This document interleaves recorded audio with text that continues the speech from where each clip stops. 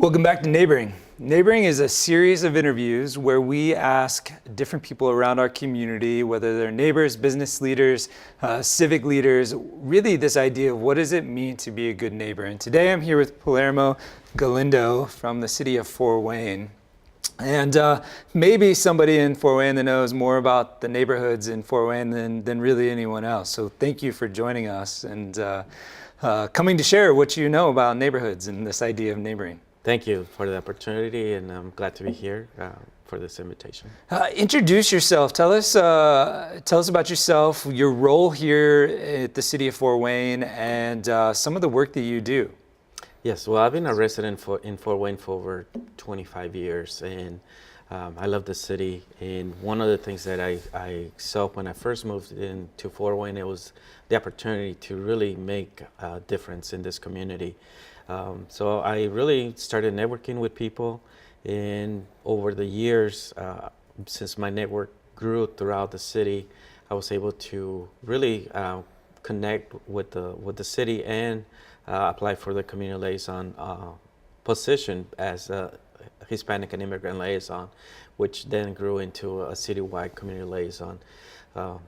My networking with people has just been really to get it outside of the city hall and really provide information back and forth from the mayor's office to the residents, and also bring in any suggestions or any information back to the city as how we can improve the quality of life for people.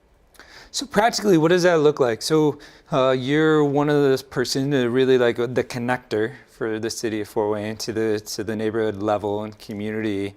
What are some of the places or some of the neighborhoods or things that you practically do every day with that role? Like, what type of information are you trying to transfer or connect?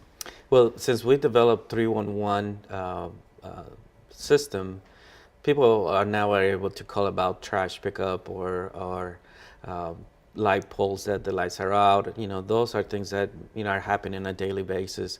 My role is to really get into information that gets to the mayor.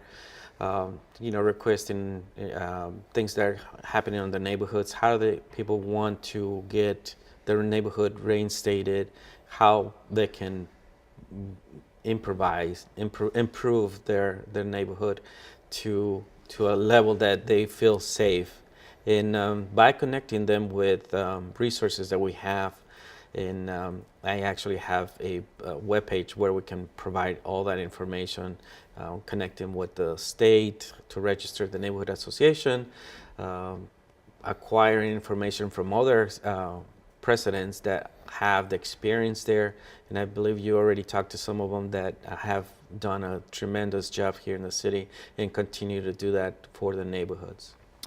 Is your position unique to Fort Wayne? I know at one point there used to be up to like four people doing similar work around our community. This idea that the city was really focusing in on having multiple points of contact, since Fort Wayne's such a big city, there's different places, and you try to connect all of the neighborhood. Is this common in cities, or is this something unique to Fort Wayne?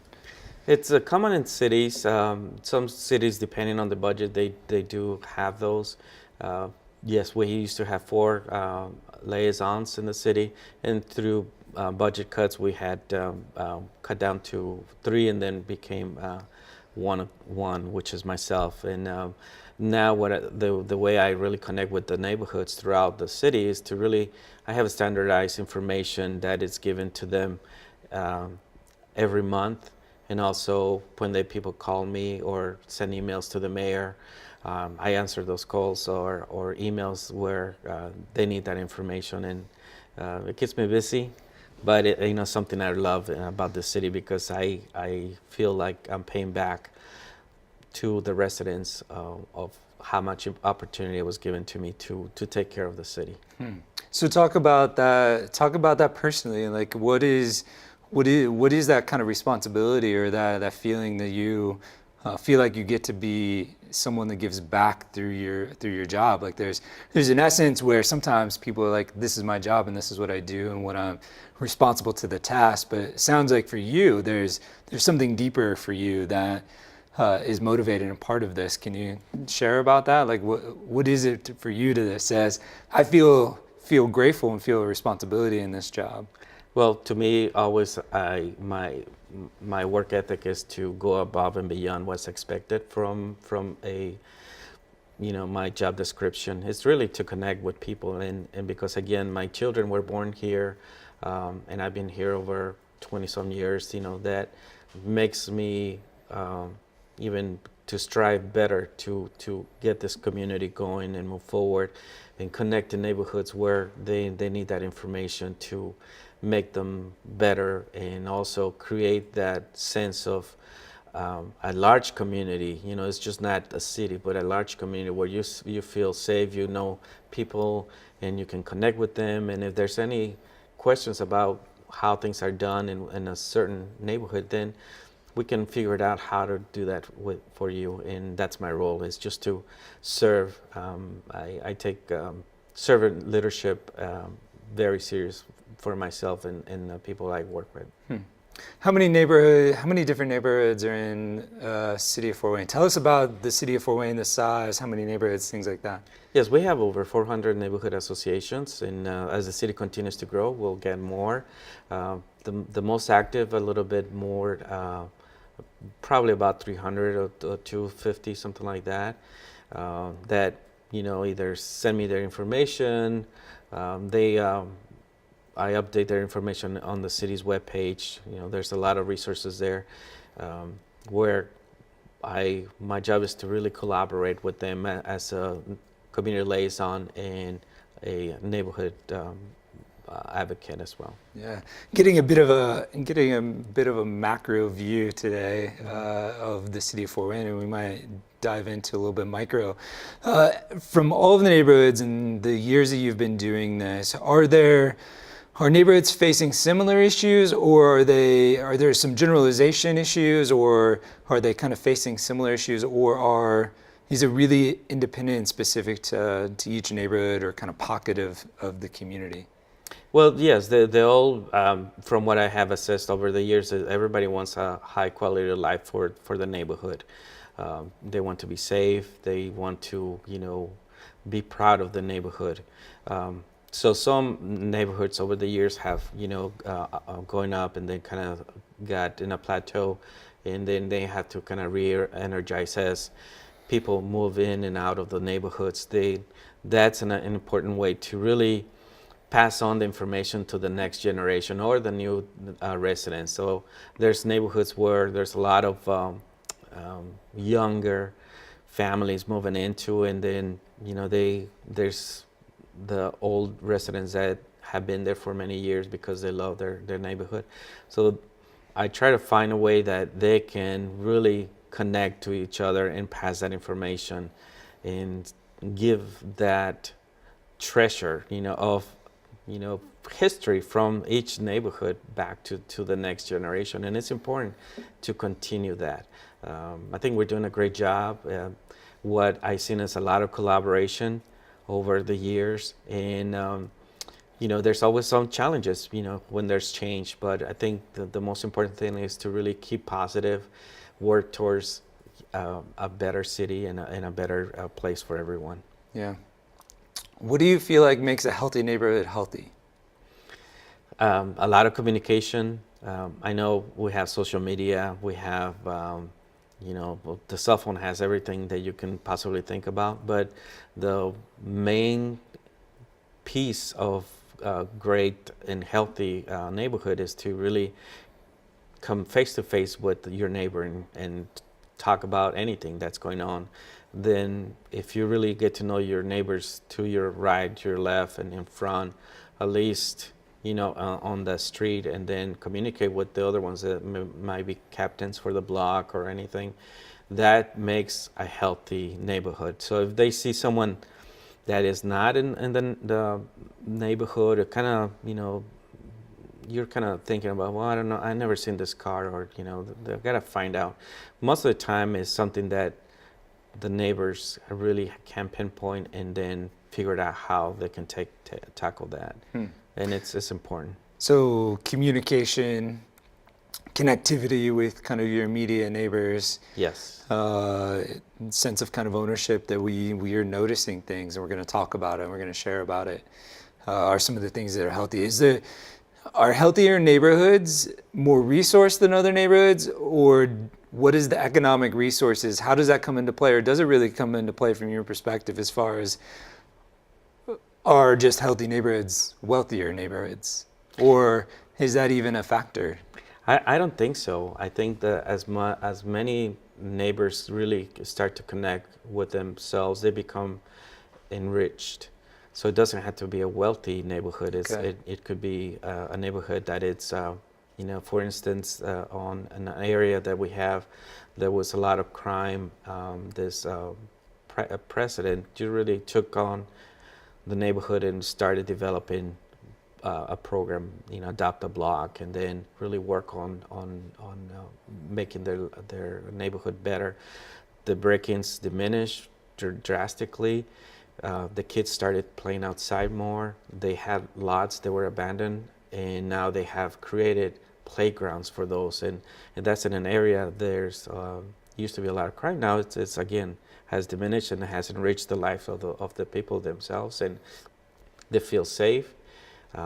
Actually, yesterday, I'll just tell you a little story, is that I took a person to see the people around that area and visited those neighborhoods where, sometimes they get the bad rap about, things that are going on, but there's a lot of great positive things. And this person witnessed students working in this lot, and they put in mulch. They're utilizing colors, for painting those places, and he was impressed. And he was like, "Wow, I need to get involved in this. Let me connect with these people." So I got the information, and they're gonna do great things in the future. So healthy neighborhoods have a higher level of social connectivity and communication, not necessarily higher income or more resources to do these projects. Spreading some mulch or painting some things doesn't necessarily cost a lot, but because they're connected, they may be in a bit of a healthier state. Oh, certainly. So is it the reverse for what makes an unhealthy neighborhood unhealthy, or are there some additional things that when you would look at an unhealthy neighborhood, these are the factors for that? Well, again, if there's a sense that there's no one cares about the neighborhood, or maybe just very few people do, then yes, the neighborhood will kind of go down. So if people start working together to make it better, then it will change. And I've seen it, and I'm very happy that I have met some tremendous people, and then you have already talked to quite a few of those. Yeah. So in this idea that one of the things that I'm trying to really listen to at NeighborLink, since we're in many of the neighborhoods all over Fort Wayne, and we see all different types of socioeconomics and issues both in healthy neighborhoods or unhealthy neighborhoods. I'm trying to figure out and ask questions about, what is it really that's different?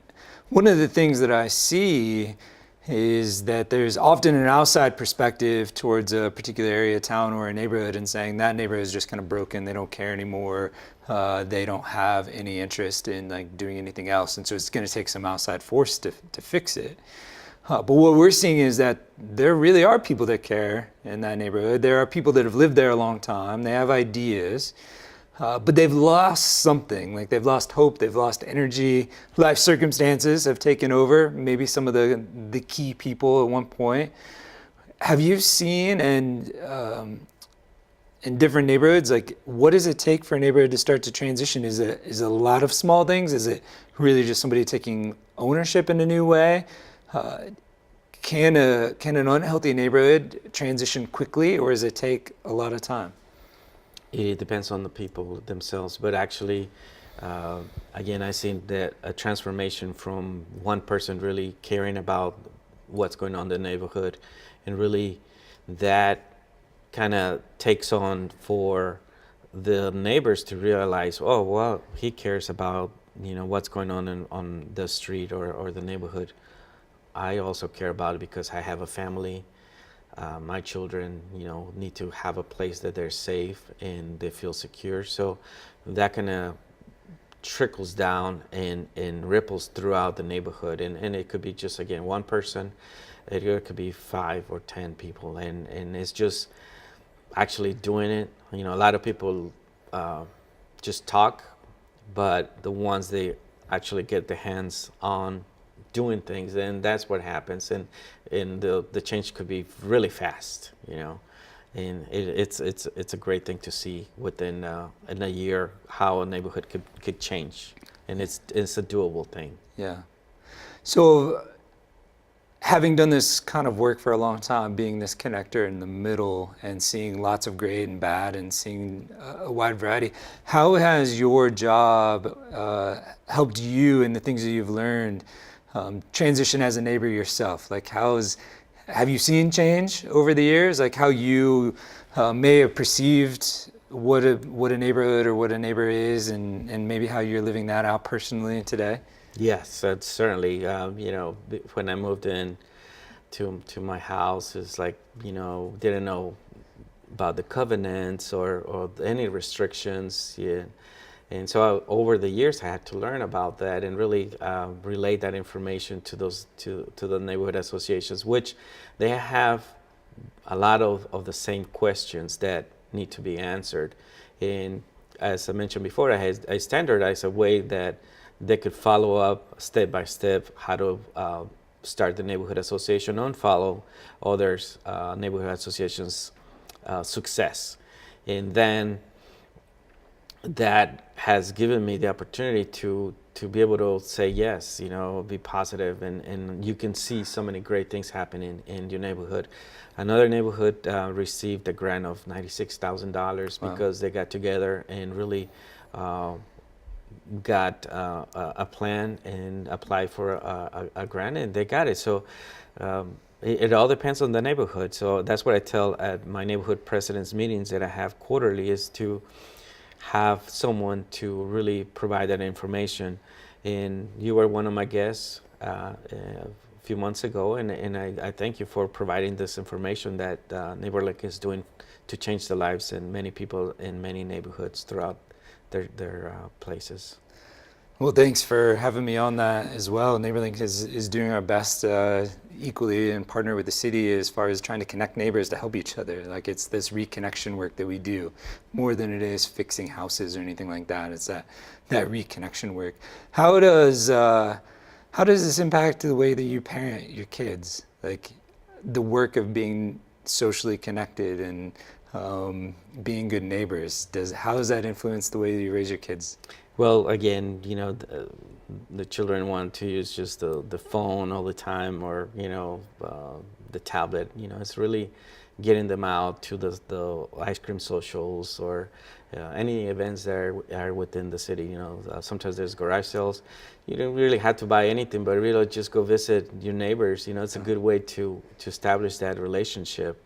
And mine are teenagers, so it's a little bit harder to to take them out, but it's fun. Once they are outside and start looking at things, there's a connection. Like, wow, it's a good way to walk around the neighborhood and then see what's going on and see the people smiling and then smile back and then make that connection. It's a good way to have the children really connect with the neighborhood. Palermo, you immigrated to the United States and ended up in Fort Wayne. Talk to us about like your immigration experience, or maybe how that's impacted, maybe your previous experiences and now your understanding of neighboring, and some of the either challenges or really like the beautiful ways different cultures embrace neighboring among themselves, but neighboring with others. Like, as from my experience, and I would love to hear your stories because you've spent a lot of time in this. Like, what happens when cultures are connected, whether it's immigrant or refugees? Share a little bit more about that from your experiences. Sure. Well, I came to the States when I was 15 years old, and I didn't know the language. So to be able to talk to you now, 30 some years later, and represent the city nationally and internationally, You're regular old Midwestern now. Right. Yeah. It's incredible honor. And if you would have told me this back when I was 15, I would say like, no, I wouldn't believe you. But yeah, it's done a lot of things. I think the one of the main reasons that immigrants and refugees, now they're homeowners, there's some set of rules, that home ownership, and people go through this. It's a learning curve, not everybody's perfect, but that's when you have your neighbor to talk to you about, saying, you can't leave that outside, or this needs to be trimmed and so forth. And then it's again, a friendship that you establish.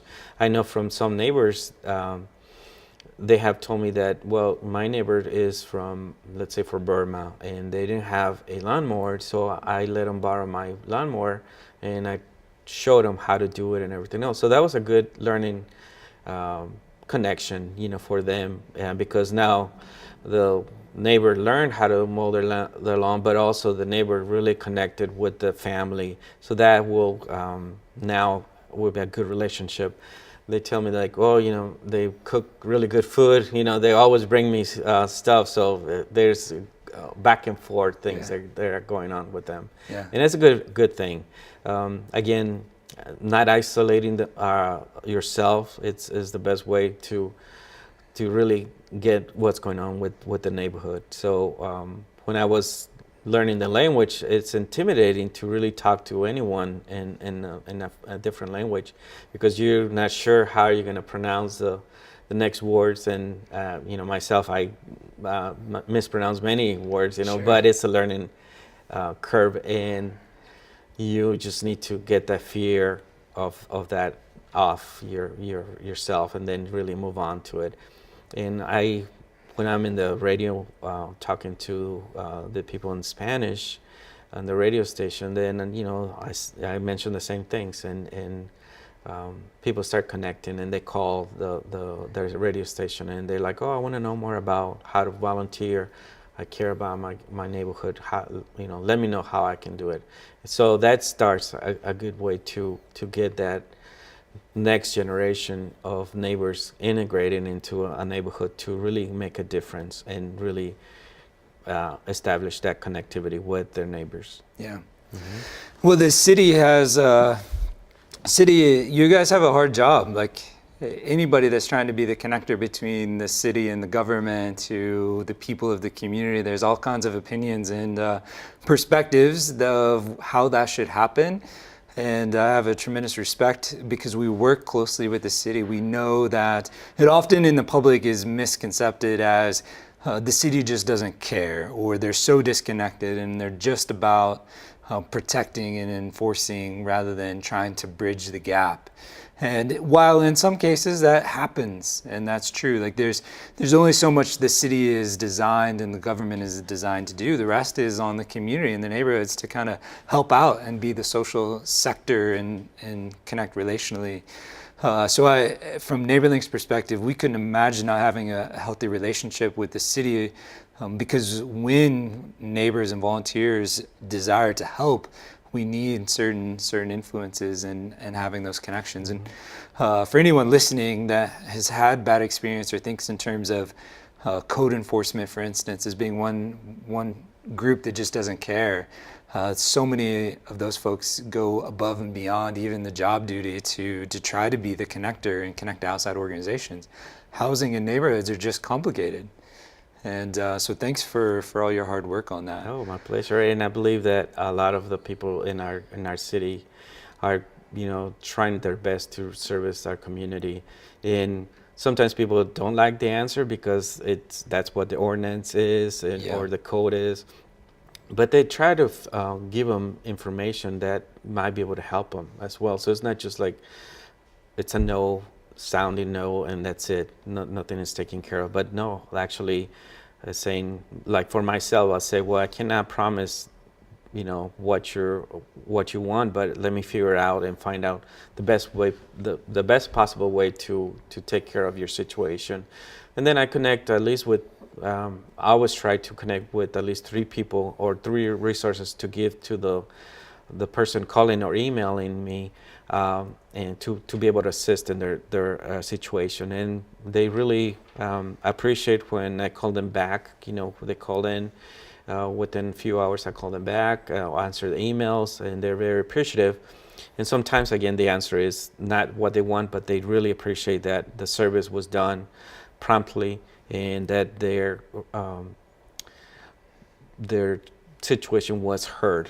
Yeah. And then they get at least 3 resources that are or will be able to help them. Sure. To wrap up this interview, can you just answer the question from your experiences as simply as possible? What do you think, Palermo, it means to be a good neighbor? Well, what it means to be a good neighbor, I think, is caring, really taking the stand that this is your neighborhood, this is a place that you want your children to thrive, to find the best possible way to make a difference in your community. I think that's why I live and try to do the same with my family and my friends and my neighbors as well. Yeah. Well, thank you. Thanks again for being a part of this neighboring series. Thanks for tuning in this week to Neighboring and hearing from Palermo Galindo with the city of Fort Wayne to share kind of a bit of a macro view on what Fort Wayne looks like from a neighborhood perspective and seeing some of the core things that are central to both healthy neighborhoods and what's missing in unhealthy neighborhoods. Thanks again for listening, and we'll be back next week.